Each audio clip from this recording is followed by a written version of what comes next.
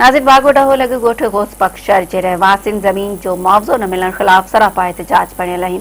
उन हवाले सां ॾिसूं था अता हुसैन चांडियो जी हीअ रिपोर्ट।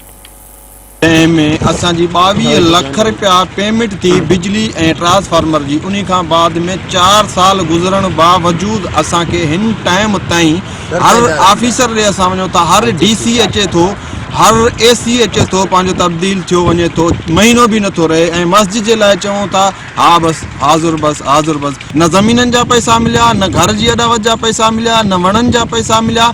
बाक़ाइदे कंहिं फ्रांस जे मुल्क में मस्जिद हूंदी आहे, उन्ही खे बि उते हिंदू यहूदी अहमियत ॾींदा आहिनि, पर मुसलमाननि जे मुल्क में का बि अहमियत न आहे, सिर्फ़ु पैसे ख़ातिर। हर ऑफिसर पंहिंजो सिर्फ़ु बच्चा पंहिंजनि जी सोचे थो, ॿियनि जे लाइ कॾहिं बि नथो सोचे। ॿिए पूरी अवाम खे चवनि था तबाह करे, सिर्फ़ु असां पंहिंजो घर ठाहियूं। ऐं मुख्तियारकार ऐं ॿिया काफ़ी ऑफिसर अमलदारनि ॾे वञनि था ऐं उहे चवनि था बसि इंशाअल्लाह तव्हांजो कमु थींदो। हफ़्ते बाद हफ़्ते चकर काटींदे असांजो कमु नथो। 4 साल थी विया आहिनि, असां हर हिकु आला ऑफिसरनि ॾे वञूं था, लेकिन उहो असांजो ॿुधनि नथा।